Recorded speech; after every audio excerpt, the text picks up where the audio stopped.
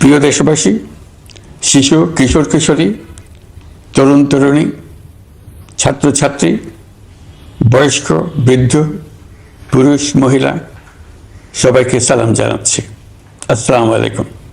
শুরুতেই স্মরণ করছি মুক্তিযুদ্ধের লাখো লাখো শহীদ এবং গত জুলাই আগস্ট মাসে ফ্যাসিবাদের বিরুদ্ধে ছাত্র শ্রমিক জনতার অভ্যুত্থানে নিহত সকল শহীদকে। সবাইকে জানাচ্ছি আমার সশ্রদ্ধ সালাম ও গভীর শ্রদ্ধা। আরও স্মরণ করছি তাদের, ফ্যাসিবাদী শক্তির বিরুদ্ধে লড়াই করে যারা আহত হয়েছে, পঙ্গুত্ব বরণ করেছে, চোখের দৃষ্টি হারিয়েছে, যারা 9 দফা নিয়ে দাঁড়িয়েছে, যারা 1 দফা নিয়ে দাঁড়িয়েছে, যারা দেশকে এক হিংস্র স্বৈরাচারের হাত থেকে বাঁচিয়েছে। কৃতজ্ঞ চিত্তে স্মরণ করছি আপনাদের ভাই বোনদের, আপনাদের সন্তানদের, যারা এই বিপ্লবে অংশগ্রহণ করেছে। আমরা অন্তর্বর্তীকালীন সরকারের প্রথম 100 দিন অতিক্রম করলাম। আপনারা জানেন কি কঠিন এক পরিস্থিতিতে আমাদের দায়িত্ব গ্রহণ করতে হয়েছে। ছাত্র শ্রমিক জনতার অভূতপূর্ব গণ অভ্যুত্থানের পর ফ্যাসিস্ট সরকার প্রধান পালিয়ে গেলে দেশ সরকার শূন্য হয় সাময়িকভাবে। পুলিশ প্রশাসন এই সময় সম্পূর্ণ নিষ্ক্রিয় হয়ে পড়লে উদ্বেগজনক এক পরিস্থিতির সৃষ্টি হয়। স্বৈরশাসনে বিপর্যস্ত এই দেশকে আমাদের সবাইকে মিলে পুনর্গঠন করতে হচ্ছে। জুলাই আগস্ট বিপ্লবের পর আমরা এমন একটি দেশ হাতে পেয়েছি যার সর্বত্র ছিল বিশৃঙ্খলা। স্বৈরশাসন টিকিয়ে রাখতে আইন শৃঙ্খলা বাহিনীকে জনগণের মুখোমুখি দাঁড় করিয়ে দেওয়া হয়েছিল। বিপ্লব চলাকালে প্রায় 1,500 ছাত্র শ্রমিক জনতার শহীদী মৃত্যু হয়। আমাদের সরকার প্রতিটি মৃত্যুর তথ্য অত্যন্ত যত্নের সাথে জোগাড় করছে। এই বিপ্লবে আহত হয়েছে 19,931 জন। আহতদের জন্য ঢাকার 13টি হাসপাতাল সহ বিভিন্ন বিশেষায়িত হাসপাতালে চিকিৎসার ব্যবস্থা করা হয়েছে। প্রতিদিনই তালিকায় আরও নতুন নতুন শহীদের তথ্য যোগ হচ্ছে, যারা স্বৈরাচারের আক্রোশের শিকার হয়ে এই পৃথিবী ছেড়ে চলে গেছেন। প্রতিটি হত্যার বিচার আমরা করবই। জুলাই আগস্ট হত্যাকাণ্ডের বিচারের যে উদ্যোগ আমরা নিয়েছি তার কাজও বেশ ভালোভাবে এগিয়ে যাচ্ছে। পতিত স্বৈরাচার শেখ হাসিনাকেও আমরা ভারতের কাছ থেকে ফেরত চাইব। কেবল জুলাই আগস্ট হত্যাকাণ্ডই নয়, আমরা গত 15 বছরে সব অপকর্মের বিচার করব। অসংখ্য মানুষ গুম হয়েছে, খুন হয়েছে। এই সময় আমরা গুমের তদন্তে একটা কমিশন গঠন করেছি। কমিশন প্রধান আমাকে জানিয়েছেন অক্টোবর পর্যন্ত তারা 1600 গুমের তথ্য পেয়েছেন। তাদের ধারণা এই সংখ্যা 3,500 ছাড়িয়ে যাবে। অনেকেই কমিশনের কাছে গুমের অভিযোগ করতে ভয় পাচ্ছেন, এই ভেবে যে অভিযুক্ত ব্যক্তিদের দ্বারা তারা আবার আক্রান্ত হতে পারেন, ক্ষতিগ্রস্ত হতে পারেন। আমি আপনাদের আশ্বস্ত করতে চাই, আপনারা দ্বিধাহীন চিত্তে কমিশনকে আপনাদের অভিযোগ জানান। কারো সাধ্য নাই আপনাদের গায়ে আবার হাত দেয়। গুম কমিশনের সদস্যদের কাছে ভুক্তভোগীদের যে বিবরণ আমরা পেয়েছি তা অত্যন্ত মর্মান্তিক। জুলাই আগস্টের বিপ্লবের পর ছাত্রছাত্রীরা শহর বন্দরের দেয়ালে দেয়ালে তাদের মনের কথা লিখেছে। তাদেরও আগে যারা গুমের শিকার হয়েছে প্রতিটি গোপন আস্তানার দেয়ালে দেয়ালে তারা লিখে গেছেন তাদের কষ্টের মর্মস্পর্শী বিবরণ। তাদের এইসব কষ্টের কথা শুনে আমাদের হৃদয় কেঁপে উঠেছে। এসবের সঙ্গে জড়িতদের আমরা বিচারের কাঠগড়ায় দাঁড় করাবই। অভিযুক্ত যত শক্তিশালী হোক, যে বাহিনীরই হোক, তাকে ছাড় দেওয়ার কোনো সুযোগ নেই। কেবল দেশে নয়, গুম, খুন ও জুলাই আগস্ট গণহত্যার সাথে জড়িতদের আমরা আন্তর্জাতিক আদালতেও বিচারের উদ্যোগ নিয়েছি। ইন্টারন্যাশনাল ক্রিমিনাল কোর্টের প্রধান কৌশলী করিম খানের সঙ্গে আমার এই ব্যাপারে ইতিমধ্যে কথা হয়েছে। আইন শৃঙ্খলা রক্ষাকারী বাহিনীগুলোর কোনো সদস্য কিংবা অন্য কেউ যাতে হত্যা, গুম সহ এই ধরনের কোনো অপরাধে জড়িয়ে পড়তে না পারে, এই জন্য আমরা গুম বিরোধী আন্তর্জাতিক সনদে স্বাক্ষর করেছি। আপনারা দেখেছেন জাতিসংঘের আন্তর্জাতিক মানবাধিকার বিষয়ক হাই কমিশনার ফলকার তুর্ক সম্প্রতি বাংলাদেশ সফর করেছেন। জাতিসংঘ জুলাই আগস্ট হত্যাকাণ্ডের তদন্তে আমাদের সহযোগিতার হাত বাড়িয়ে দিয়েছেন। ডিসেম্বর প্রথম সপ্তাহে তারা আমাদেরকে তাদের রিপোর্ট হস্তান্তর করার প্রতিশ্রুতি দিয়েছে। অতীতের গুমের ঘটনাগুলো তদন্ত কাজেও আমরা নিয়মিত তাদের সঙ্গে যোগাযোগ রক্ষা করে চলেছি। মানবাধিকার রক্ষায় সহযোগিতা করতে ঢাকায় তারা তাদের জনবল বাড়ানোর প্রস্তাব দিয়েছে। আমরা এই প্রস্তাব গ্রহণ করেছি। প্রিয় দেশবাসী, আমি আগেও জানিয়েছি, আবারও জানাচ্ছি, গণ অভ্যুত্থানে সকল শহীদদের পরিবারকে পুনর্বাসন করা হবে, একজনও বাদ যাবে না। সকল আহত শিক্ষার্থী, শ্রমিক, জনতার চিকিৎসার সম্পূর্ণ ব্যয় সরকার বহন করবে। আহতদের দীর্ঘমেয়াদী এবং ব্যয়বহুল চিকিৎসা এবং শহীদদের পরিবারের দেখাশোনার জন্য স্বাস্থ্য মন্ত্রণালয়ের নেতৃত্বে একটি পূর্ণাঙ্গ তালিকা প্রস্তুত করা হয়েছে। প্রতিটি শহীদ পরিবারকে সরকারের পক্ষ থেকে 30 লক্ষ টাকা দেওয়া হচ্ছে। যারা বুলেটের আঘাতে তাদের দৃষ্টিশক্তি হারিয়েছেন তাদের চিকিৎসার জন্য নেপাল থেকে কর্নিয়া আনার ব্যবস্থা করা হয়েছে এবং যাদের প্রয়োজন তাদেরকে সরকারের পক্ষ থেকে বিদেশে চিকিৎসার জন্য পাঠানো হচ্ছে। জুলাই অভ্যুত্থানের কোনো শহীদ এবং আহত ছাত্র, শ্রমিক, চিকিৎসা সেবা এবং পুনর্বাসন পরিকল্পনা থেকে বাদ যাবে না। এটি অন্তর্বর্তীকালীন সরকারের অঙ্গীকার। এই গণ অভ্যুত্থানের শহীদের স্মৃতি ধরে রাখতে গঠিত জুলাই শহীদ স্মৃতি ফাউন্ডেশন বেশ পাকাপোক্তভাবে তাদের কাজ শুরু করেছে। এই ফাউন্ডেশনকে সরকার 100 কোটি টাকা অনুদান দিয়েছে। এছাড়াও জুলাই আগস্ট বিপ্লবে শহীদ পরিবারের পুনর্বাসন ও আহতদের সর্বোত্তম চিকিৎসা নিশ্চিত করার জন্য সমাজ কল্যাণ মন্ত্রণালয়ের পক্ষ থেকে $5 মিলিয়ন একটি বরাদ্দ প্রস্তাব অর্থনৈতিক সম্পর্ক বিভাগের মাধ্যমে বিশ্ব ব্যাংকে পাঠানো হয়েছে। পতিত স্বৈরাচার পুলিশকে দলীয় কর্মীর মতো ব্যবহার করেছে। বাধ্য হয়ে তাদের অনেকেই গণহত্যায় অংশ নিয়েছেন। খুবই স্বাভাবিক প্রতিক্রিয়া হিসেবে তারা জনরোষের শিকার হয়েছেন। এতে তাদের মনোবল অনেক কমে যায়। আমরা পুলিশের মনোবল ফিরিয়ে এনে তাদের আবার আইন শৃঙ্খলা রক্ষায় কাজে লাগানোর চেষ্টা করছি। এই ক্ষেত্রে অনেক দৃশ্যমান উন্নতিও হয়েছে। আইন শৃঙ্খলা রক্ষায় বাংলাদেশ সেনাবাহিনীকেও কিছু নির্বাহী ক্ষমতা দেওয়া হয়েছে, যা পরিস্থিতির দৃশ্যমান উন্নতিতে সহায়তা করেছে। আমি আপনাদের সবাইকে ধন্যবাদ জানাই। কঠিন এই সময়ে আপনারা সবাই অপরিসীম ধৈর্যের পরিচয় দিয়েছেন। ধন্যবাদ জানাই দেশের রাজনৈতিক দলের নেতৃবৃন্দকে। তারা তাদের কর্মীদের শান্ত থাকার আহ্বান জানিয়েছেন। প্রতিশোধ স্পৃহায় লিপ্ত হয়ে কেউ যাতে হানাহানিতে জড়িয়ে না পড়ে সেই আহ্বান জানিয়েছেন। আপনাদের সবাই এই আহ্বানে সাড়া দিয়েছেন।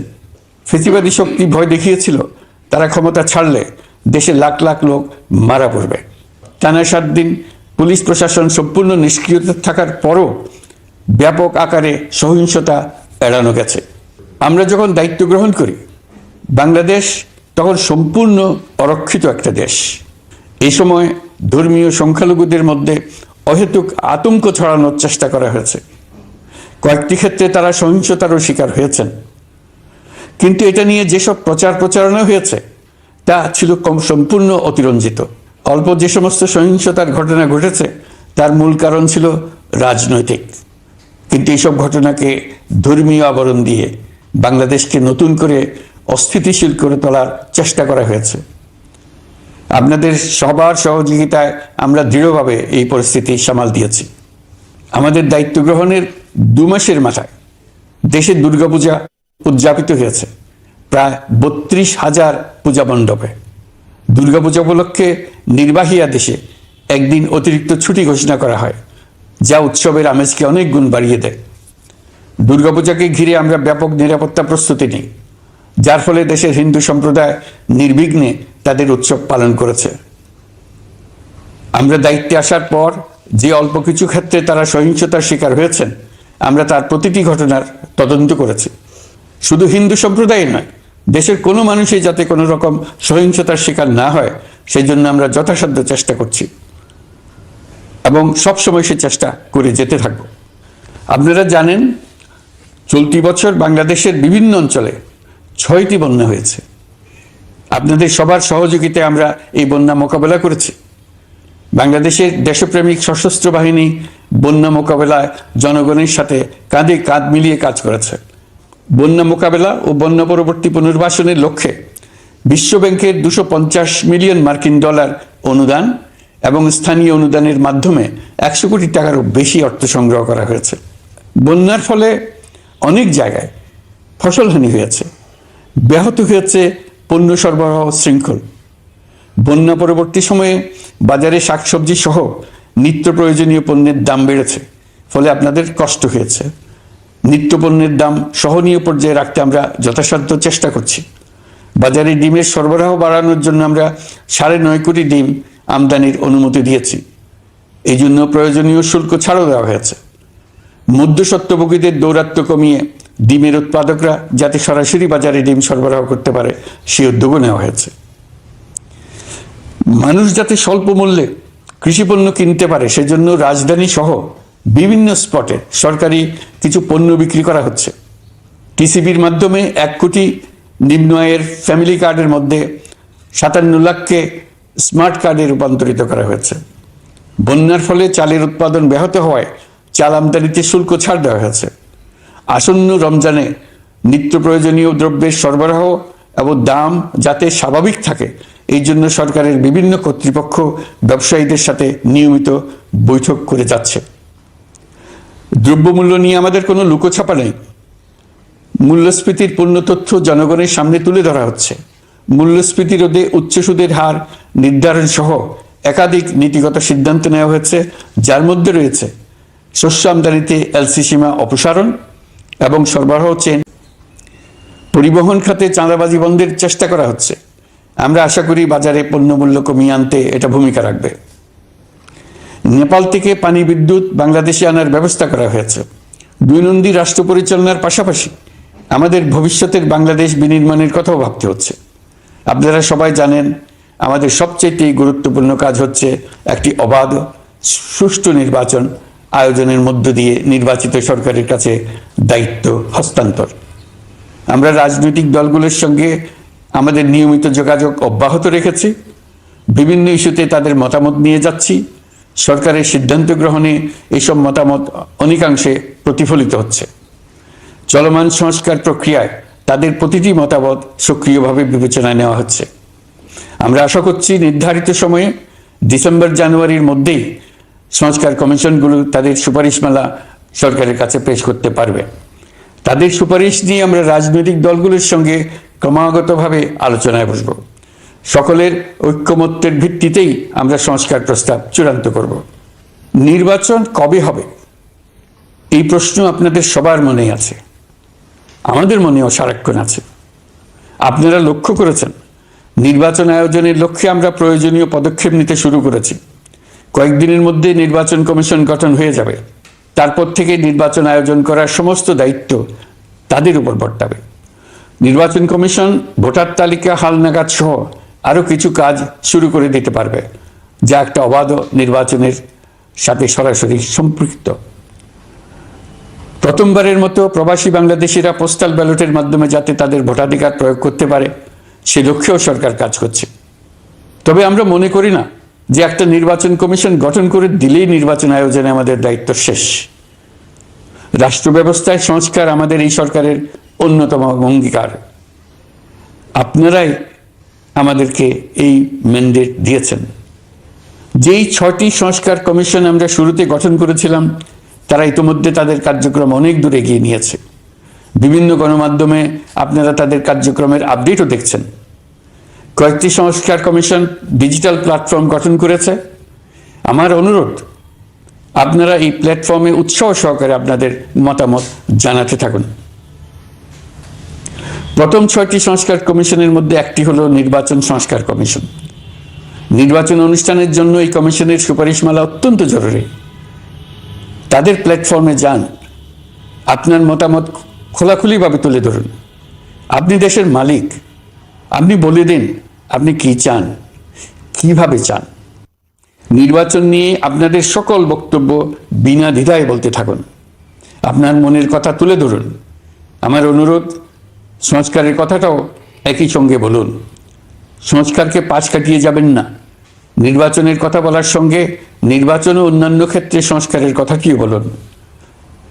সংস্কার হলো জাতির দীর্ঘমেয়াদী জীবনী শক্তি। সংস্কার জাতিকে বিশেষ করে আমাদের তরুণ তরুণীদের নতুন পৃথিবী সৃষ্টির সুযোগ দেবে। জাতিকে বঞ্চিত করবেন না। নির্বাচন আয়োজনে যে সংস্কার কমিশনের সুপারিশমালায় রাজনৈতিক দলসমূহ এবং দেশের সকল মানুষের মতামত অপরিহার্য, সেই কমিশন হলো সংবিধান সংস্কার কমিশন। এই সুপারিশমালার যে অংশ সকলের কাছে গ্রহণযোগ্য হবে তার ভিত্তিতে নির্বাচনী আইন সংশোধন করতে হবে। সমান্তরালভাবে ভোটার তালিকাও হালনাগাদ করার প্রক্রিয়া চলতে থাকবে। আমি নিশ্চিত নই সংস্কার প্রস্তাব সমূহ বাস্তবায়নের সুযোগ আমরা কতটুকু পাব। তবে আমি আপনাদের কথা দিচ্ছি, আপনারা সুযোগ দিলে প্রয়োজনীয় কিছু অত্যাবশ্যকীয় সংস্কার কাজ শেষ করেই আমরা আপনাদের কাঙ্ক্ষিত নির্বাচন আয়োজন করব। ততদিন পর্যন্ত আমি আপনাদের ধৈর্য ধারণ করার অনুরোধ করব। আমরা চাইব আমরা যেন এমন একটি নির্বাচন ব্যবস্থা সৃষ্টি করতে পারি যা যুগ যুগ ধরে অনুসরণ করা যাবে।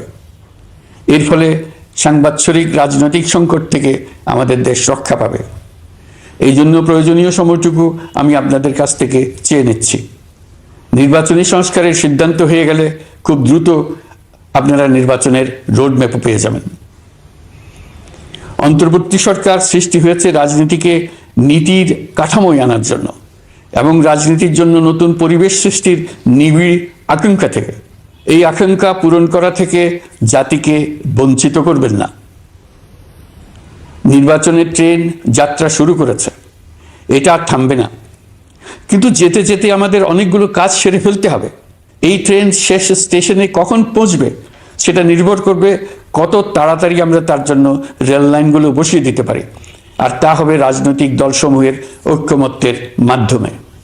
ইতিমধ্যে অন্যান্য সংস্কার কমিশনের সুপারিশমালা নিয়ে আলাপ চলতে থাকবে। নির্বাচন ছাড়াও আরও গুরুত্বপূর্ণ সংস্কার করার ব্যাপারে ঐক্যমত গঠনের জন্য অতিরিক্ত সময় প্রয়োজন হতে পারে। দেশবাসীর কাছে, বিশেষ করে রাজনৈতিক দলগুলির কাছে আমরা ক্রমাগতভাবে প্রশ্ন তুলতে থাকব, কী কী সংস্কার নির্বাচনের আগে আপনারা করে নিতে চান। নির্বাচনের আয়োজন চলাকালীন কিছু সংস্কার হতে পারে। সংস্কারের জন্য নির্বাচনকে কয়েক মাস বিলম্বিতও করা যেতে পারে। আমরা দুদিন পরে চলে যাব, কিন্তু আমাদের মাধ্যমে জাতির জন্য যে ঐতিহাসিক সুযোগ সৃষ্টি হলো, সেই সুযোগটা যেন কোনো রকমই হাতছাড়া করে না দিই, এটার ব্যাপারে দৃঢ় থাকার জন্য আমি দলমত, নারী পুরুষ, ধর্ম, তরুণ, বৃদ্ধ, ছাত্র, ব্যবসায়ী, শ্রমিক, কৃষক নির্বিশেষে সবার কাছে আহ্বান জানাচ্ছি। আশা করি আপনারা আমার এই আবেদন গ্রহণ করবেন। দেশে সংগঠিত অন্যান্য অপরাধের বিচার প্রক্রিয়া ত্বরান্বিত করার জন্য দেশের বিভিন্ন জেলায় সহস্রাধিক প্রসিকিউটর নিয়োগ দেওয়া হয়েছে। হাইকোর্টে ইতিমধ্যে নিয়োগ দেওয়া হয়েছে 23 জন নতুন বিচারক। বিচার বিভাগকে ঘুষ ও দুর্নীতিমুক্ত করার জন্য সম্ভব সব ধরনের চেষ্টাই করা হচ্ছে।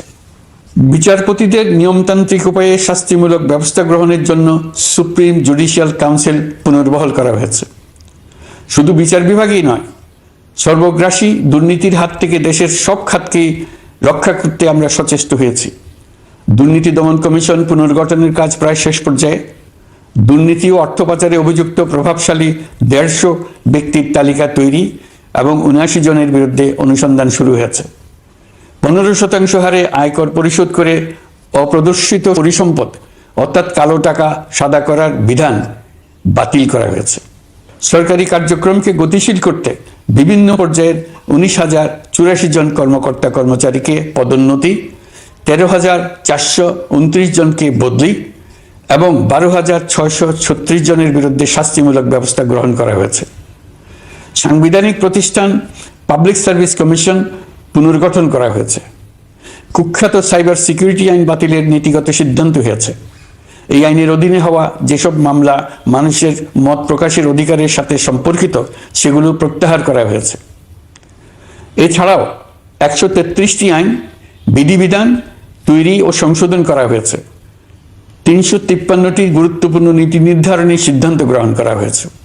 ছাত্রছাত্রীদের দাবি মেনে ইতিমধ্যে সরকারি চাকরির বয়সসীমা 32-এ উন্নীত করা হয়েছে। আমরা জানি আমাদের কাছে আপনাদের আরো অনেক দাবি দেওয়া আছে। দীর্ঘদিনের অপশাসন, অত্যাচার, অনাচারের ফলে আপনাদের মনে অনেক ক্ষোভ পঞ্জীভূত হয়েছে। দেশে বাক স্বাধীনতা না থাকায় আমরা কেউ আমাদের মতামত, দাবি দাওয়া প্রকাশ করতে পারিনি। আমরা আপনাদের প্রতিটি দাবির প্রতি সহানুভূতিশীল। আমরা ধৈর্য সহকারে আপনাদের কথা শুনতে চাই, কিন্তু সেজন্য আপনারা সড়ক অবরোধ করে জনদুর্ভোগ সৃষ্টি করলে আমাদের সকলেরই অসুবিধা হয়। আমাদের একান্ত অনুরোধ, আপনারা নির্দিষ্ট চ্যানেল মেনটেন করে আপনাদের দাবি দেওয়া পেশ করবেন। আমাদের বৃহৎ রপ্তানি পণ্য গার্মেন্টস শিল্পে গত কিছুদিন ব্যাপক অস্থিরতা বিরাজ করছে। ফ্যাসিস্ট সরকারের সুবিধাভোগী বেশ কিছু গার্মেন্টস মালিক পালিয়ে যাওয়ায় শ্রমিকদের বেতন ভাতা নিয়ে অনিশ্চয়তা তৈরি হয়েছে। অন্য অনেক কারখানাও শ্রমিকদের ন্যায্য বেতন সহ অন্যান্য সুবিধা থেকে বঞ্চিত ছিল। শ্রমিকরা তাদের দীর্ঘদিনের বঞ্চনার প্রতিবাদ জানাতে এবং অনিশ্চয়তা থেকে মুক্তি পেতে রাস্তায় নেমে আসে। আমরা তাদের কথা শুনেছি, তাদের আলোচনার টেবিলে নিয়ে আসতে পেরেছি। আমরা অত্যন্ত আনন্দিত যে মালিক শ্রমিকের মধ্যে 18 দফার একটা ব্যাপক ভিত্তিক চুক্তি স্বাক্ষরিত হয়েছে। বড় ধরনের কোনো সহিংসতা ছাড়াই আমরা শ্রমিক অসন্তোষ নিরসন করতে পেরেছি। তারা আবার উৎপাদনে ফিরেছে। এতে প্রাণ ফিরে পেয়েছে বাংলাদেশের রপ্তানিমুখী এই শিল্প। নানা প্রতিকূলতা সত্ত্বেও অক্টোবর মাসে আমাদের রপ্তানিতে প্রবৃদ্ধি হয়েছে প্রায় 21%। আমরা যখন কাজ শুরু করেছি, দেশের অর্থনীতি ছিল বিপর্যস্ত। বৈদেশিক মুদ্রার রিজার্ভ ছিল তলানিতে। আসার কথা, এই রিজার্ভ পরিস্থিতি এখন উন্নতির পথে। গত 3 মাসে রিজার্ভে কোনো রকম হাত না দিয়েই আমরা প্রায় $2 বিলিয়ন বৈদেশিক ঋণ শোধ করতে পেরেছি। জ্বালানি তেল আমদানিতে পুঞ্জীভূত বকেয়ার পরিমাণ $478 মিলিয়ন হতে কমিয়ে $160 মিলিয়ন আনতে পেরেছি। অর্থনীতি পুনরুদ্ধারে আমরা সর্বাত্মক চেষ্টা চালিয়ে যাচ্ছি। বিশ্বব্যাংক, IMF সহ বিভিন্ন দাতা সংস্থা ইতিমধ্যে ঋণ ও অনুদান হিসেবে $8 বিলিয়ন দেওয়ার প্রতিশ্রুতি দিয়েছে, যা আমাদের ভঙ্গুর অর্থনীতিকে সচল করতে সক্ষম হবে। পতিত সরকার আমাদের জন্য যে ভঙ্গুর অর্থনৈতিক পরিস্থিতি রেখে গিয়েছে, তাতে রাজস্ব আদায়ে গতি আনতে হিমশিম খেতে হচ্ছে জাতীয় রাজস্ব বোর্ডকে। এর মধ্যেও জুলাইয়ের নেতিবাচক অবস্থা থেকে অক্টোবর নাগাদ রাজস্ব আদায়ে 9.9% প্রবৃদ্ধি অর্জিত হয়েছে। আগের অর্থ বছরের সংশোধিত বাজেটে বিপুল রাজস্ব ঘাটতি ছিল, যে কারণে এবার শুরু থেকেই রাজস্ব আদায়ের লক্ষ্যমাত্রা অনেক বেড়ে যায়। এর ফলে স্বৈরাচার পতনের পরবর্তী 3 মাসে 9.9% রাজস্ব বৃদ্ধির পরেও লক্ষ্যমাত্রার বিপরীতে 23%-এর বেশি ঘাটতি থেকে যায়। রাজস্ব আদায়ের গতি আনতে আমি এখন অনলাইনে আয়কর রিটার্ন জমা দিতে উৎসাহিত করছি। আন্তর্জাতিক সাহায্য সংস্থা, বিশ্বব্যাংক, IMF, UNDP ইত্যাদি প্রধানদের সঙ্গে আমার দীর্ঘ বৈঠক হয়েছে। তারাও বাংলাদেশকে নতুনভাবে এবং সর্বাত্মকভাবে সাহায্যের জন্য তাদের আগ্রহ ব্যক্ত করেছেন। চীনের পররাষ্ট্রমন্ত্রীর সঙ্গে একান্ত বৈঠকে চীনের পক্ষ থেকে যাবতীয় সাহায্যের আশ্বাস দিয়েছেন। 100 দিন আগে আর্থিক দিক থেকে আমরা যে লণ্ডভণ্ড অবস্থা থেকে যাত্রা শুরু করেছিলাম, সেটা এখন অতীত ইতিহাস হয়ে দাঁড়িয়েছে। এই 100 দিনে অর্থনীতি সবল অবস্থানে চলে আসছে। এটা সম্পূর্ণ নিজস্ব নীতিমালা দিয়ে হয়েছে। বলা বাহুল্য, এখনো আমাদের বন্ধুদের কাছ থেকে যে সাহায্যের আয়োজন হয়েছে তা আসা শুরু করেনি। বন্ধু রাষ্ট্রগুলো শুধু যে আমাদের বড় বড় অঙ্কের সাহায্য দিয়ে আসছে তাই নয়, তারা এই সাহায্য দ্রুততম সময়ে আসা শুরু করবে এই প্রতিশ্রুতিও আমাকে দিয়েছেন। এই সাহায্য আসা শুরু করলে আমাদের অর্থনীতি অত্যন্ত মজবুত এবং আকর্ষণীয় অর্থনীতিতে পরিণত হবে। বিদেশি বিনিয়োগকারীরাও নানা রকম বিনিয়োগে উৎসাহিত হয়ে এগিয়ে আসবে। বিনিয়োগকারীদের সঙ্গে এখন থেকে আমরা আলোচনা শুরু করে দিয়েছি। বিশ্বের রাষ্ট্রপুঞ্জের মজলিসে আমরা এখন সম্মানিত এবং প্রশংসিত দেশের অবস্থানে পৌঁছতে পেরেছি। এর কারণে পরাজিত শক্তি নানা কৌশল করেও তাদের দিকে দৃষ্টি আকর্ষণ করতে পারছে না। তারা নানা চেহারা নিয়ে আপনাদের প্রিয়পাত্র হওয়ার চেষ্টা করছে। পরাজিত শক্তির ষড়যন্ত্র থেকে নিজেকে মুক্ত রাখুন, দেশকে মুক্ত রাখুন। এই ব্যাপারে অনড় থাকুন।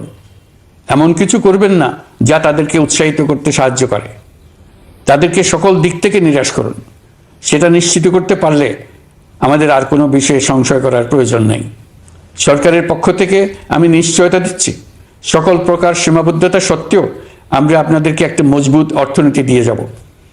ভবিষ্যতে চলার পথকে সহজগম্য করে যাব। নাগরিক অধিকারসমূহ নিশ্চিত করে যাব। বিপক্ষ শক্তি যত শক্তিশালী হোক, নাশকতার যত রকম উদ্ভট পরিকল্পনাই করুক, সব কিছু নস্যাৎ করার জন্য প্রস্তুত থাকুন। এবার যে মুক্তি আমরা অর্জন করেছি তা আমাদের কাছ থেকে কেউ যেন ছিনিয়ে নিতে না পারে, তার জন্য সর্বমুহূর্তে প্রস্তুত থাকুন।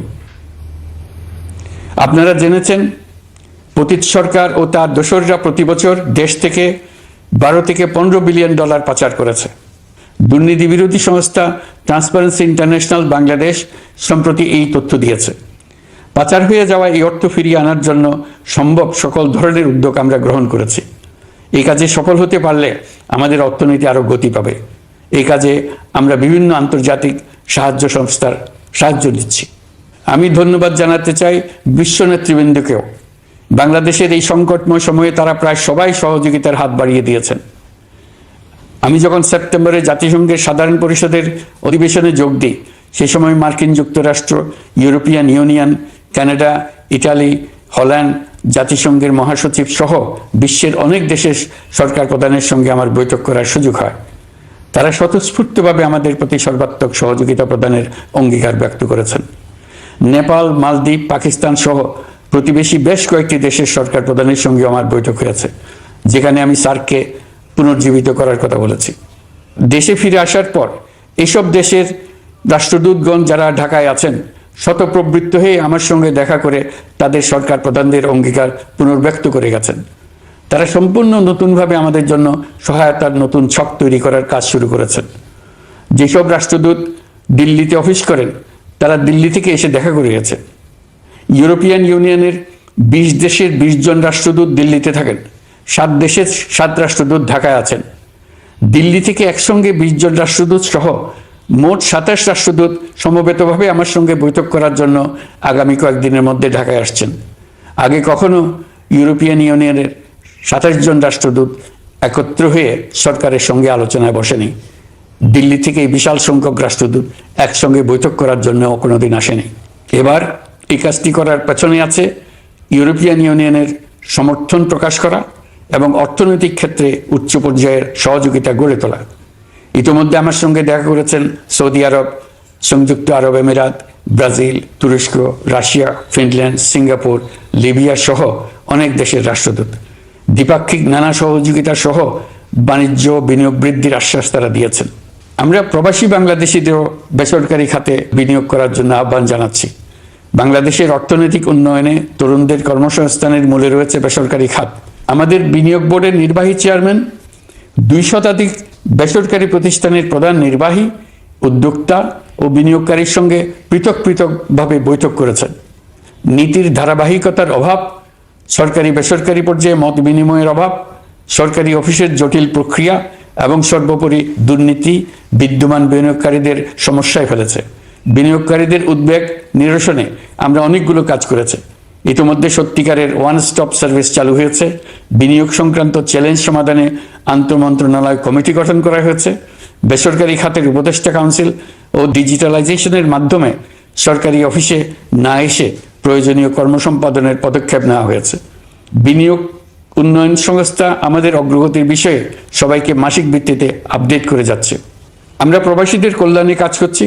আমার অনুরোধে সংযুক্ত আরব আমিরাত সাজাপ্রাপ্ত 57 জন সহ অন্যান্য বাংলাদেশিকে মুক্তি দিয়েছে। এইসব বাংলাদেশি যাবজ্জীবন কারাবাসের ঝুঁকি নিয়ে ফেসিবাদের বিপক্ষে প্রতিবাদ করেছিল। বাংলাদেশিরা এরকম প্রতিবাদ আরও অনেক দেশেই করেছেন। আমরা তাদের প্রতি কৃতজ্ঞ। কয়েকদিন আগে বাকুতে সংযুক্ত আরব আমিরাতের প্রেসিডেন্ট জনাব শেখ মোহাম্মদ বিন জায়েদ আল নাহিয়ানের সঙ্গে আমার কথা হয়েছে। তাকে বাংলাদেশের পক্ষ থেকে ধন্যবাদ জানিয়েছি।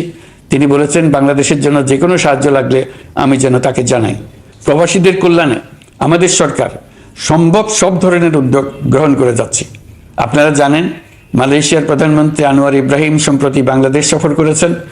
18,000 বাংলাদেশি যারা সব ধরনের আনুষ্ঠানিকতা মেনে চলার পরেও স্বৈরাচারী সরকারের অব্যবস্থাপনার জন্য মালয়েশিয়া যেতে পারেন নাই, তিনি তাদের জন্য মালয়েশিয়ার দ্বার আবার উন্মুক্ত করার আশ্বাস দিয়েছেন। এই লক্ষ্যে আমরা কাজও শুরু করেছি।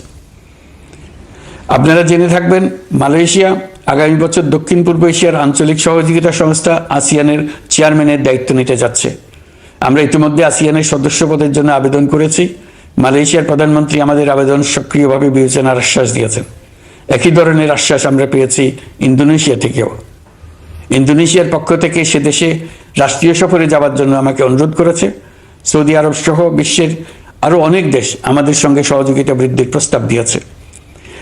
প্রথমবারের মতো ওআইসি সদর দপ্তরে আমরা স্থায়ীভাবে রাষ্ট্রদূত নিয়োগ দিয়েছি। তুরস্কের রাষ্ট্রপতি রিসেপ তাইয়েপ এরদোগানের সাথে আগে আমার টেলিফোনে আলাপ হয়েছে। এবার COP29 সম্মেলনে গিয়ে তিনিও তার স্ত্রীর সঙ্গে অত্যন্ত অন্তরঙ্গ পরিবেশে আলোচনা হয়েছে। বাংলাদেশের প্রতি তার বিশেষ সমর্থনের কথা তিনি বারবার প্রকাশ করেছেন। তুরস্কের একটি বাণিজ্য প্রতিনিধি দল ইতিমধ্যে বাংলাদেশ সফর করেছে। তুরস্ক এদেশের সঙ্গে অর্থনৈতিক সম্পর্ক উন্নয়নের জন্য টার্কিশ ইনভেস্টমেন্ট অথরিটি বা তিকা একটি অফিস ঢাকায় স্থাপনের জন্য ঘোষণা দিয়েছে। এর মাধ্যমে তুরস্কের বিনিয়োগ ও বাণিজ্য বৃদ্ধির উদ্যোগ নেওয়া হবে। এ উদ্দেশ্যে চলতি মাসে একটি উচ্চ ক্ষমতা সম্পন্ন দল তুরস্ক থেকে বাংলাদেশে আসছেন। প্রিয় দেশবাসী, নতুন হজ প্যাকেজ ঘোষণা করা হয়েছে। তাতে হজের ব্যয় 1 লাখ টাকারও বেশি কমিয়ে আনা হয়েছে। পাশাপাশি আমরা এই সিদ্ধান্ত গ্রহণ করেছি, এই বছর সরকারি খরচে কাউকে হজে পাঠানো হবে না। আমরা নতুন বাংলাদেশকে একটা পরিবেশ বান্ধব এবং জীব বৈচিত্র্যময় দেশ হিসেবে গড়ে তোলার উদ্যোগ নিয়েছি। এটি তরুণদের আকাঙ্ক্ষা, আমাদের সবারই আকাঙ্ক্ষা। সেই লক্ষ্যে আমি প্রথমেই একটি ক্ষুদ্র পদক্ষেপ নিয়েছি। সমগ্র সচিবালয়ে প্লাস্টিকের পানির বোতল ব্যবহার নিষিদ্ধ করেছি। ইতিমধ্যে সুপার শপগুলোতে পলিথিনের শপিং ব্যাগ ব্যবহার বন্ধ করার উদ্যোগ নেওয়া হয়েছে। গত কয়েক দশকে যে পরিমাণ নদী দূষণ হয়েছে, আমরা তা বন্ধ করার উদ্যোগ নিয়েছি। আপনারা সবাই অবগত আছেন, জলবায়ু পরিবর্তন আমাদের জীবনযাত্রার জন্য কীরকম হুমকি হয়ে আসছে। গত 1 বছরে বাংলাদেশ প্রায় 15টি প্রাকৃতিক দুর্যোগের শিকার হয়েছে। মানুষের সৃষ্ট নানাবিধ দুর্যোগের পাশাপাশি এইসব প্রাকৃতিক দুর্যোগের বিপক্ষেও আমাদের লড়তে হচ্ছে। আজারবাইজানে জলবায়ু সম্মেলনে বিশ্ব নেতৃবৃন্দকে আমি আমার উদ্যোগের কথা জানিয়েছি। সেখানে জাতিসংঘের মহাসচিব, ইউরোপ, এশিয়া, আফ্রিকার অনেক সরকার প্রধানের সঙ্গে আমার দেখা হয়েছে। যতটুকু আলাপ আলোচনা সম্ভব হয়েছে, আমি সবার কাছে জলবায়ুর প্রতিকূল প্রভাব মোকাবেলা সহ গণতান্ত্রিক উত্তরণের পথে বাংলাদেশের অগ্রযাত্রায় সহযোগিতা চেয়েছি। তারা সবাই সহযোগিতার অঙ্গীকার করেছেন। গত 100 দিনে আমরা অনেক কল্যাণমূলক কাজ করেছি, যা এখানে স্বল্প পরিসরে বর্ণনা করা সম্ভব নয়। আমাদের সরকার স্বচ্ছতা ও জবাবদিহিতায় বিশ্বাসী। তাই আমি সরকারের সকল মন্ত্রণালয়কে নির্দেশ দিয়েছি তাদের নিজ নিজ কাজের বিস্তারিত বিবরণ নিজেদের ওয়েবসাইট ও সামাজিক যোগাযোগ মাধ্যমে প্রকাশ করার জন্য। আমি আমার দপ্তরকেও বলেছি সরকারের সব কাজের বিবরণ যাতে জনগণ জানতে পারে, এই জন্য যেন প্রয়োজনীয় পদক্ষেপ নেওয়া হয়। এই সরকারকে ব্যর্থ করার জন্য, অকার্যকর করার জন্য বিশাল অর্থে বিশ্বব্যাপী এবং দেশের প্রতিটি স্থানে, প্রতিটি প্রতিষ্ঠানে এক মহাপরিকল্পনা প্রতি মুহূর্তে কার্যকর রয়েছে। তাদের একটি বড় প্রচেষ্টা হচ্ছে আমাদের মধ্যে বিভেদ সৃষ্টি করা। পতিত সরকারের নেতৃবৃন্দ যারা এদেশ থেকে বিপুল পরিমাণ অর্থ পাচার করে নিয়ে গেছে, সেই অর্থে বলিয়ান হয়ে তারা দেশে ফিরে আসার জন্য চেষ্টা করে যাচ্ছে। তাদেরকে কিছুতেই সফল হতে দেবেন না। তারা সফল হওয়া মানে জাতির মৃত্যু, জাতি হিসেবে আমাদের অবসান। সাবধান থাকুন, তাদের সকল হীন প্রচেষ্টাকে আমাদের ঐক্যের মাধ্যমে নস্যাৎ করে দেন, যেভাবে নস্যাৎ করেছিলেন তাদের বন্দুকের গুলিকে, তাদের আয়নাঘরকে, প্রতি পায়ে তাদের অনাচারের শিকলকে। এই ব্যাপারে সবাই একমত থাকুন, ঐক্যবদ্ধ থাকুন। আপনারা সবাই ভালো থাকবেন। দেশের সকল শিশু, কিশোর কিশোরী, তরুণ তরুণী, ছাত্রছাত্রী, বয়স্ক, বৃদ্ধ, পুরুষ, মহিলা সবাইকে আমার সালাম জানাচ্ছি। আসসালামু আলাইকুম। মহান আল্লাহ আমাদের সহায় হন। খুদা হাফেজ।